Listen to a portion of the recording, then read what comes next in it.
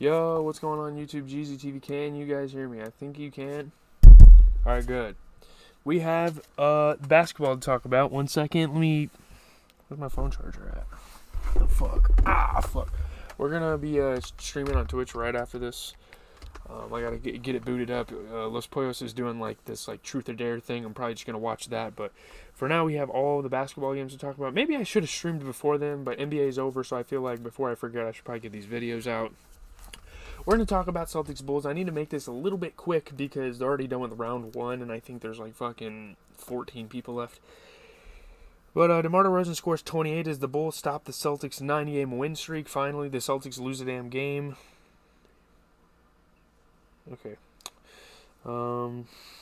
Zach LaVine kind of getting back on track, He had some words for the Bulls organization after benching him, and he kind of proved himself this game. On the court, helping the Bulls get a win. They need wins like this. They came in the game 6-10. They're playing a 13-3 Celtics squad. I mean, man, it's a big game. Zach LaVine, getting to the rim, flushing it. By the way, my boys went to this game. Some of my friends, and they actually, there's a TV in the background for better lighting. I mean, they actually got autographs from Jason Tatum, Derek White, Robert Williams, and Jaylen Brown. So shout out to them. Hopefully you guys had a good time. That's pretty fucking cool. But Patrick Williams had a buzzer beater. He was hitting some pretty fire shots.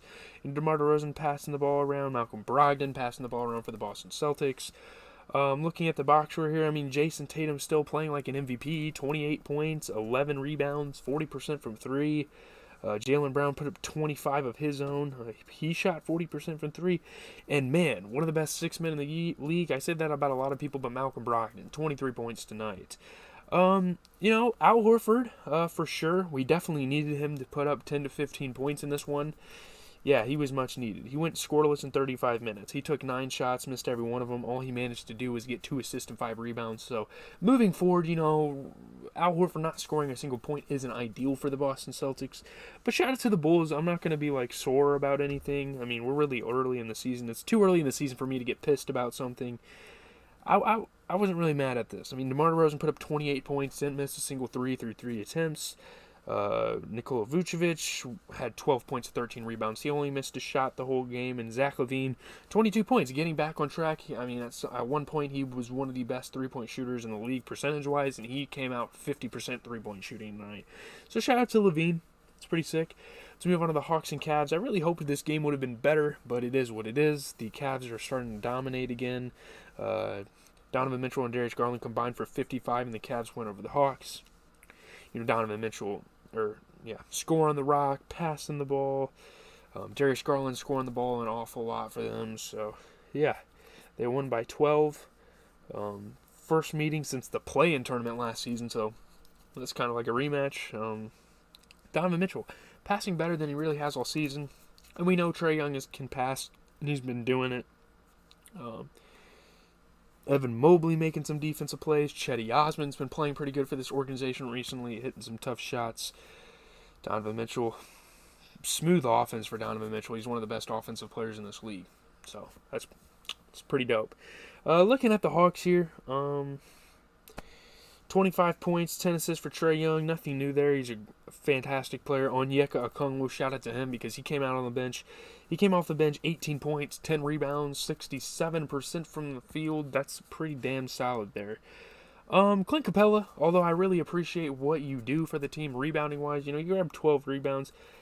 I mean, we need him to damn near put up 15 to 20 points if they want to beat a team like the Cavs. He's really got to up his game. He only shot 40% from the field in 27 minutes. So, I don't know. Just pick it up a little bit moving forward. I mean, I think the Hawks are a really good team still, but yeah. Looking at the Cavs, Cavs have a great team on them. They could possibly make a run this year. 26 points for Darius Garland. He shot 50% from three. Donovan Mitchell put up 29. He put up 50% from three and the field. Hopefully I can watch more basketball tonight. I watched almost the first half of this game before the Celtics game came on. But off the bench, I mean, my God, Chetty Osman, he is going underappreciated right now. 23 points, 75% from the three, 80% from the field. He's been playing his ass off. So gotta show some love to Chetty Osman there. That's great. Magic and Pacers, my friends, went to the first of the 2-game series between this team, and it was a lot closer. So that's good that they didn't go to this one. This was a 21-point differential. Not really much to say. Tyrese Halliburton kind of fooling around with Bol on the offensive end. That was kind of crazy. Fighting off defenders, getting to the rim, hitting tough shots. Tyrese Halliburton's a big player for this Pacers squad. He's got good court vision. He can pass the ball around.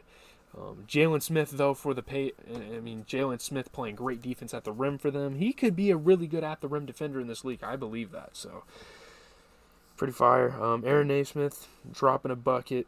Gotta love it. Gotta love the former Celtic hitting some shots for the Pacers. But looking at the Magic here, Franz Wagner put up 20 points, and that's really about it. Again, not having Paolo Banchero for a while has really hurt this team. Chuma Okeke, he took 3 shots in 12 minutes and missed them all. Ended up going scoreless. He really didn't do anything but foul one time. I don't know what the hell is happening. It's interesting what the rotation is. But yeah, Paolo Banchero. If this team wants to win games, I'm not even sure if they want to win games. Paolo Banchero needs to get back if they want to do so. 18 points, 14 assists for Tyrese Halliburton. Good game there for him. The bench is really what shined tonight. TJ McConnell had 19 points, 10 assists. He shot 75% from 3 and only missed a 1 shot the whole game. 22 points for Benedict Mathurin, the rookie, continuing. He's probably rookie of the year with Paolo Banchero hurt, which is very unfortunate because I really wanted to see Paolo Banchero win it. I predicted Benedict Mathurin at the beginning of the season, so if he wins it, you guys are going to have to give me some credit. 33% from 3. I'm not even just bandwagoning. I literally said at the draft, Benedict Mathurin's going to win Rookie of the Year. I should have bet on it. I literally should have bet on Benedict Mathurin. Because I said this. I don't know if I made a draft recap. I don't remember if I did or not. I had Benedict winning Rookie of the Year. I'm pretty sure if I did. But let's move on to Trailblazers. Bucks. Pretty good game here. 2 pretty good teams in this league. Bucks pull away in the second half to beat the Trailblazers. Great scoring night for Giannis Antetokounmpo. Giannis Antetokounmpo kind of returning in MVP form. That's kind of the big headline from tonight. Pulling away. 8-point victory. Giannis fucking destroyed Yusuf Nurkic, but that's normal. We don't even see highlights of Giannis doing that anymore because it's so casual. He can just casually do it. Nailing some shots, Giannis tonight. Jumping up in the sky. This man was sky high, dunking shit. He's definitely going to be up there for the MVP award, but Jordan Nwora making some good passes for the Bucks. Giannis was just knocked down. He was just hitting everything. But you take a look at this Trailblazer squad. You have Yusuf Nurkic putting up 16 points and 10 rebounds. No Damian Lillard, but that's not really why they lost, I wouldn't say. Maybe it was part of the reason, but a 29-point performance for Anthony Simons. It's just we got to get the rookie Shaedon Sharpe developed and get him better because when Damian Lillard is out, they're going to need a guard like him on their lineup to really go out there and play substantial basketball. Only made a shot out of 9 attempts in 27 minutes, took 4 threes and missed them. If we're being honest, we need Shaedon Sharpe to get double digits. I know he's a rookie. He only had 2 points, 2 assists, 4 rebounds. That's not acceptable for anybody. I don't know. It is what it is. It was just the Giannis. Looking at the Bucks, it was just the Giannis Antetokounmpo show here. I think he shot 75 or 67% from the field, I want to say. 37 points. Good night for Giannis Antetokounmpo. And he's starting to try to make his MVP case once again. But let's move on to the Heat and Timberwolves. Actually, a pretty close game here. Karl-Anthony Towns scores 25. The Wolves hold on against the Heat for a 4-point win. Great scoring night for Karl-Anthony Towns. Anthony Edwards had a good scoring night, especially in the third quarter. 4-point victory, outlasting a shorthanded Miami Heat. The Heat haven't had anyone, their star players in a minute. They're 7-11 now, which is pretty disappointing, but considering their circumstances, I guess it's not that bad. We still have a lot of basketball to play. Anthony Edwards going up 2 hands, fucking jumping out of the gym and dunking it down. He was knocking some 3-pointers down. He was also playing some defense, sending some shots away, blocking shots at the rim, just using his athleticism. I like seeing that out of guards, being athletic and being able to get up there and swat shots. I think that's dope. But Max Strus was dishing the rock, so that's pretty cool to see. But look at this Miami Heat squad. Bam Adebayo, 17 points, 14 rebounds. Kyle Lowry, kind of improving from his other scoring nights. He put up 21, but Nikola Jovic, obviously not having Jimmy Butler is going to affect them. I think Jimmy Butler and Tyler Hero are the only two starters out, but Tyler Hero being injured hasn't really been a problem. It's just been the fact that Nikola Jovic is the starting forward for this team. Took 3 threes, missed every one of them, shot 20% overall field goal percentage, and he only ended up with 4 points, 3 assists, 5 rebounds. In a close game like this, if he could get like 5 to 10 points in a game like this, I think they could have won. Their bench played pretty damn good, and I mean, playing an 8-man rotation, you got to have starters playing good, like, you know what I mean? But it is what it is. Without Jimmy Butler, they're not really a winning organization. But yeah, 25 points for Karl-Anthony Towns. You had a 22-point performance for Anthony Edwards, shooting 33% from the three. So pretty good stuff there. We're going to move on to the Warriors-Pelicans. Terrible game, my goodness. I should have put this in the video title because I don't know why the fuck these struggling teams that were supposed to do good this year are resting their stars. You're one game away from 500. You might as well play Curry. You might as well put Curry in them out there. Klay Thompson put up 41 points for crying out loud. Play the man again. Give it to the hot hand. I don't know. It's really, I don't understand the logic. Brandon Ingram scores 34. The Pelicans beat the depleted Warriors because they're resting. They won by fucking 45. The Warriors got 45 balled. Like, man, Brandon Ingram having his best night of the season. Yeah, Zion Williamson returned. He had a 3-game absence. I mean, the Pelicans are doing pretty good without him, but hey, him being back is just a luxury. Yeah, they beat their ass. I mean, Kuminga getting rebounds, putting back at dunks. He's athletic. We know this. Devontae Graham getting some nice passes off. Moses Moody getting some pretty sick buckets. Him getting opportunities through the other resting guys. Herbert Jones had some nice dunks this game. Obviously, Jose Alvarado, we know him to be like a chase down steal. Like, that should be a fucking ability in 2K next year. This man's out here chase down stealing people. Like, this is crazy. But yeah, pretty sick stuff there. It was the Jordan Poole show. It was the pool party all night long for the Warriors. I mean, he put up 26 points and shot 50% for the field. Yikes, that's not going to suffice. I mean, Dante DiVincenzo, obviously not having Steph Curry is going to hurt them. I mean, they have Dante DiVincenzo. I don't know what the hell these minutes were, but Dante DiVincenzo, as a starter, took 5 shot attempts and missed them all. Went scoreless. 5 assists and a rebound. At this fucking point, jeez, you're going to need someone to put up fucking 45 points right now, like, to beat this Pelicans team. I don't know. It's interesting. But looking at the other side of the ball, 34 points for Brandon Ingram. Pretty efficient night. Jonas Valanciunas put up 10 points and 13 rebounds. Didn't miss a shot through 4 attempts. So, shout out to the Pelicans. Obviously an easy win. They could have rested their guys too, but yeah, they just had to put the knocking on the Warriors. They really had to just rub it in. The Warriors are fucking 8-10 to start the year. They can only go 500 through the first 20 games, which is kind of pathetic, honestly. They've already lost double-digit games. That's ridiculous.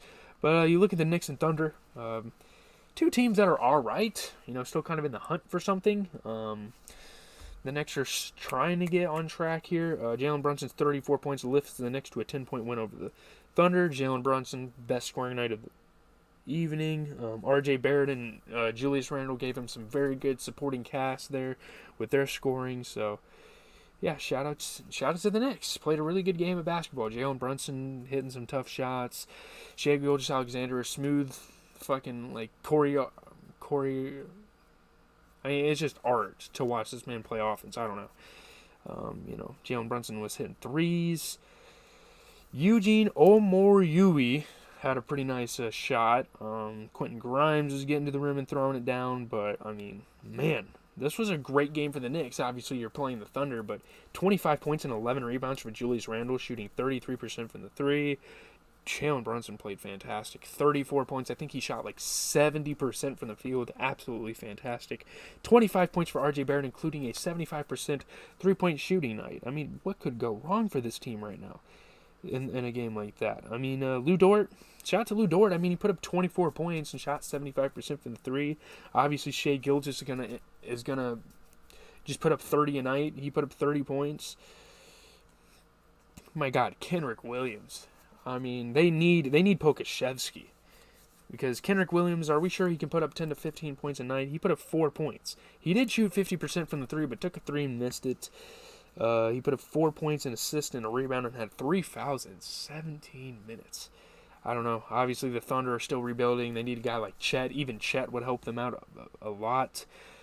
But yeah, Chet and Alexei Pokusevsky, I feel like these guys could win games if they had those guys. You never know. I don't know. Jazz Clippers final game of the night. Pretty solid game here. Norman Powell and Reggie Jackson have their best scoring nights of the season. The Clippers beat the Jazz. There's really nothing you can do there. Norman Powell, yeah, man. Big nights for Norman Powell and Reggie Jackson. Fourth quarter rally, winning by 7. Yeah, when those guys step up, there's not really so much a team like the Jazz can do, because although the Jazz have a winning culture right now, like, they can't really stop guys that have good nights. Like, they just can't do that. John Wall had a nice little half-court buzzer. Reggie Jackson, not just scoring the ball, but passing the ball as well. Amir Coffey playing some smooth offense for the Clippers. Lauri Markkanen getting some tough shots to fall. John Wall getting some passes. We've known John Wall his whole career for passing the ball, so that comes as no surprise. I mean, you look at the Jazz, though, 25 points, 10 rebounds for Lauri Markkanen, again, all-star caliber for sure. 26 points for Jordan Clarkson. And I mean, Jared Vanderbilt, shout out to you for rebounding the ball like a motherfucker, but 6 points is not going to cut it in a big game like this. We need you to get 10 to 15. I mean, he only shot 25% from the field and he played 24 minutes. It's 6 points, 5 assists, 10 rebounds. Not a bad stat line. I mean, but when you're playing a team that's as hot and as good as the Clippers right now, they kind of need more out of you.